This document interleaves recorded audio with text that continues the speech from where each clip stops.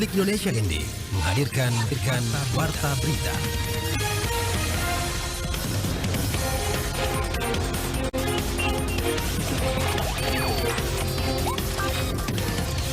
Saudara, selamat pagi. Anda mendengarkan Warta Berita RRI ND edisi Selasa 25 Juli 2023. Sari berita penting. Kemensos RI beri bantuan bagi korban TPPO di Kabupaten Manggarai Timur. Asprof PSSI NTT sampai saat ini sudah menerima pendaftaran sebanyak 17 tim sepak bola peserta ETMC ke-32 di Kabupaten Rotendao. Inilah berita selengkapnya bersama saya, Antonia Nona.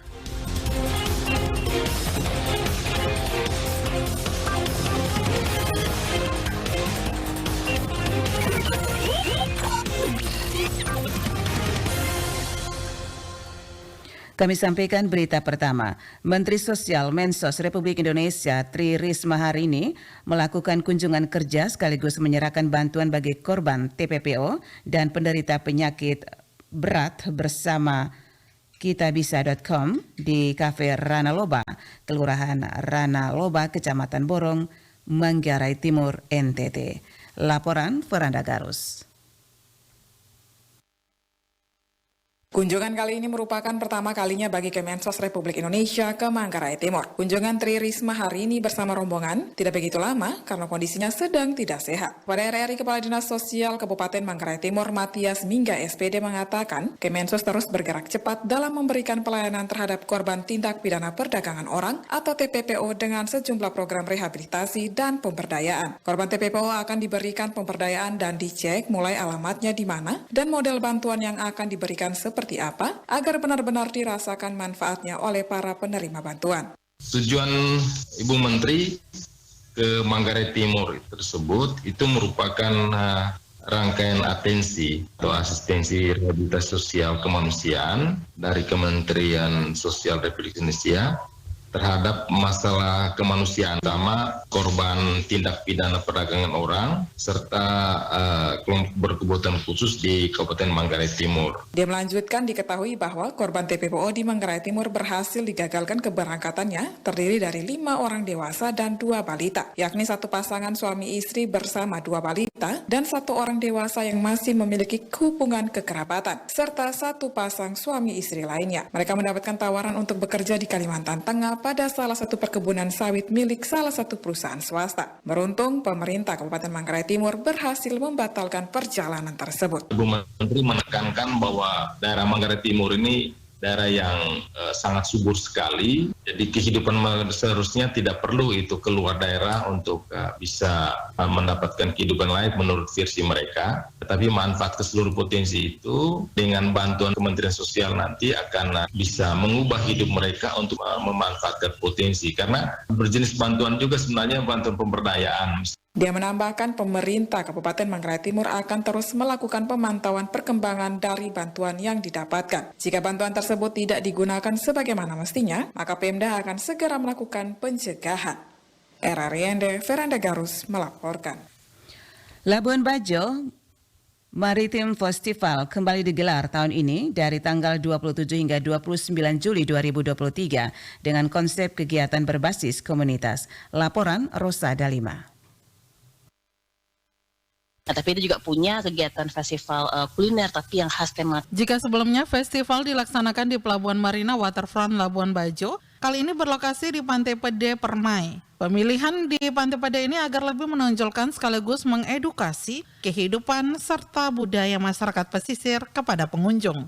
Demikian disampaikan Direktur Badan Pelaksana Otorita Labuan Bajo Flores BPOLBF Sana Fatina Senin siang di Labuan Bajo. Sana kemukakan pihaknya juga ingin memperkenalkan Pantai Pede agar bisa menjadi lokasi kegiatan alternatif ke depannya. Pemilihan lokasi Maritim Festival ke depannya akan berpindah-pindah namun tetap dalam konsep bahari. Iya, jadi konsep Labuan Bajo Maritim Festival ini kan sebenarnya ingin mengedukasi dan mengkampanyekan kehidupan pesisir gitu ya. Nah, sehingga dari foundersnya juga kita pengen agar ini bisa berpindah-pindah tempatnya dengan konsep kebahariannya. Kita ambil di Pantai Pede Permai untuk juga memperkenalkan tempat-tempat baru gitu ya.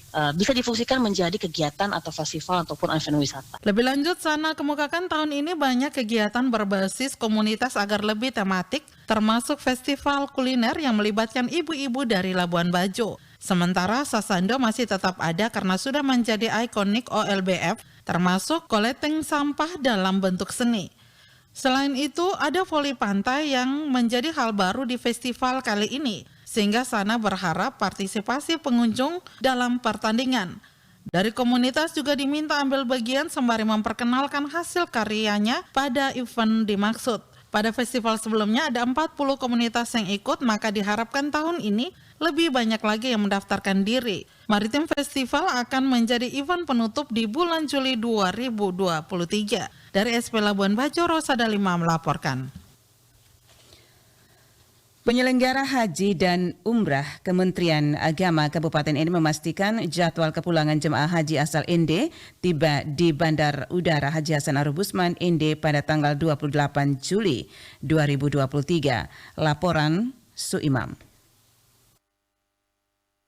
Kepala Seksi Penyelenggara Haji dan Umroh Kementerian Agama Kabupaten Ende, Haji Muhammad Salam Daud, kepada RRI Senin 24 Juli 2023 mengatakan saat ini sebanyak 48 jamaah haji asal Kabupaten Ende, gelombang kedua kloter 61, semuanya sudah berada di Madinah dan direncanakan tanggal 26 Juli waktu Arab Saudi, semuanya akan berangkat dari sana menuju ke Surabaya. Dijelaskan, untuk jadwal kepulangan para jamaah haji ini dari Surabaya ke Kupang menggunakan maskapai penerbangan Lion Air tanggal 28 Juli pukul 6 waktu Indonesia Barat dan dari Kupang menuju Ende pada pukul 12 waktu Indonesia Tengah menggunakan maskapai penerbangan Wings Air. Mereka insya Allah akan melakukan perjalanan tanggal 26 itu dari Madinah, dapat kita semua sehat menuju kembali ke tanah air, dan kita berdoa juga mudah-mudahan dari Surabaya ke Ende nanti dalam keadaan yang sehat walafiat. Ia melanjutkan, untuk penjemputan pemulangan jamaah haji, pihaknya sudah melakukan rapat panitia di mana semuanya sudah dipersiapkan dengan baik untuk menyambut kedatangan mereka. Kita sudah melakukan rapat panitia untuk penjemputan atau pemulangan jamaah haji yang dilakukan di kantor Kementerian Agama pada hari Kamis kemarin. Insya Allah nanti tim penjemputan dari Kementerian Agama maupun dari Pemda Ende, teman-teman ada yang sudah berangkat ke Surabaya. Kami dari Kementerian Agama besok menuju Surabaya untuk siap jemput kembali jamaah kita. Ditambahkan, untuk jamaah haji jumlah keseluruhan sebanyak 49 orang. Dari jumlah tersebut, 1 orang meninggal dunia, sisanya 48 orang, di mana dari jumlah tersebut 41 orang kembali ke Ende, 7 orang lainnya, 2 orang kembali ke Gresik, 2 orang ke Makassar, 1 orang ke Dompu NTB, dan 2 orang ke Kalimantan Barat. Anda sedang mendengarkan Warta Berita RRI ND. Berbagai upaya dilakukan oleh pemerintah Kabupaten Ngada untuk menekan angka stunting. Salah satu motor yang digunakan adalah pengawasan secara melekat untuk anak yang dinyatakan mengalami masalah gizi buruk. Selengkapnya, Ferry Soo melaporkan. Dalam menekan angka stunting guna memperoleh generasi yang sehat dan berkualitas, Pemkab Ngada melakukan pengawasan secara melekat untuk anak yang dinyatakan mengalami masalah gizi buruk sampai pada tingkat desa dan dusun. Pengukuran berat badan dan tinggi badan balita serta pemeriksaan kesehatan yang biasanya dilakukan 2 kali dalam setahun ditambah menjadi 4 kali dalam setahun atas permintaan Bupati Ngada Andreas Paru dengan menggunakan metode pengawasan melekat. Kepala Dinas Kesehatan Kabupaten Ngada, Dr. Maria Bernadette Moy menjelaskan pengawasan melekat ini diharapkan mampu memberikan perubahan secara signifikan terhadap pertumbuhan dan perkembangan kesehatan anak untuk menjadi lebih baik dari hari ke hari sehingga pencapaian target penurunan angka stunting dapat tercapai sesuai harapan pemerintah. 100% artinya dari jumlah data yang ada dengan jumlah kunjungan itu harus balance, harus 100% artinya.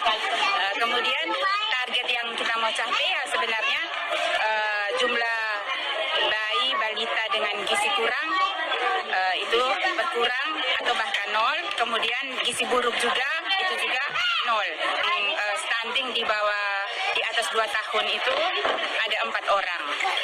Untuk penimbangan ini kita belum bisa melaporkan hasil karena harus input ke aplikasi EPBGM. Dr. Maria mengharapkan setiap tenaga kesehatan khususnya yang berada di pedesaan wajib melakukan pemantauan setiap jam kerja terhadap perkembangan anak yang dinyatakan mengalami kekurangan gizi serta memberikan perhatian lebih dengan asupan gizi yang sudah dianggarkan oleh pemerintah baik pusat maupun daerah. Dr. Maria optimis jika metode pengawasan melekat ini berjalan dengan baik, maka permasalahan stunting akibat kekurangan asupan gizi terhadap balita bisa teratasi secara tuntas lewat kerja keras pemerintah, tenaga kesehatan, serta masyarakat. RRI ND Feriso melaporkan.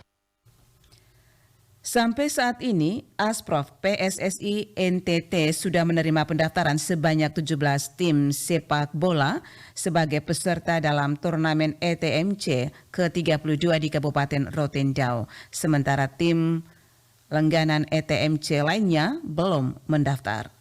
Laporan Rovinus Bula.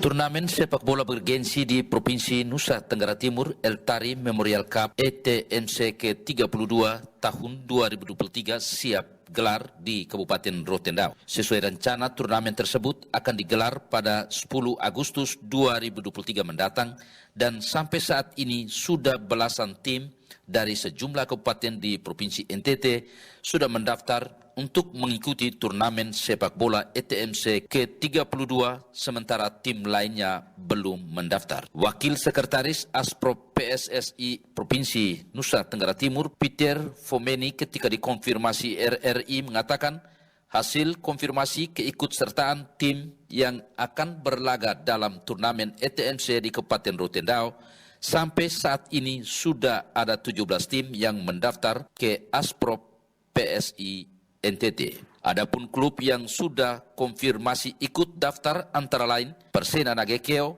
PS Melaka, PS Kabupaten Kupang, PSKN Keva Menanu, Persamba Manggarai Barat, PS Kota Kupang, Persesba Sumba Barat, Persara Saburai Jua, Kristal FC, Perseron, Bintang Timur Atambua, Putra Oesau FC, Persewa Waingapu, FC Nirvana 04, Persab Belu, Persib Manggarai, dan Persab Alor. Pendaftaran dibuka sejak 10 Juli 2023 dan akan berakhir pada Kongres 7 sampai 8 Agustus 2023 mendatang. Peter menjelaskan sesuai surat dari panitia penyelenggara untuk kegiatan pembukaan turnamen ETMC ke-32 di Kabupaten Rotendao sampai saat ini dipastikan pada 10 Agustus 2023. Selaku Wakil Sekretaris Asprop PSSI NTT, Peter mengatakan bagi tim-tim atau klub yang ikut berpartisipasi dalam turnamen ETMC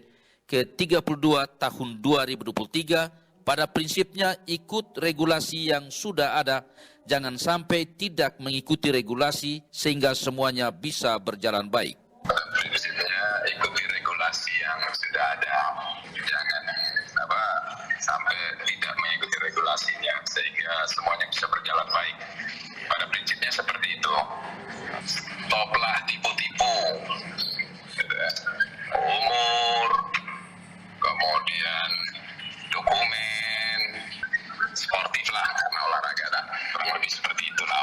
Regulasi lah, patuh aja bisa kita. Peter menghimbau bagi peserta yang ikut turnamen harus mengikuti regulasi. Stop tipu-tipu, umur, kemudian dokumen, dan kita harus sportif karena ini olahraga, maka ikuti regulasi yang ada. Berdasarkan data klub calon peserta tim yang sudah mendaftar di Asprof PSI NTT, Perse ND, dan beberapa tim langganan ETMC lainnya belum mendaftar. RRI Rovinus Bula melaporkan.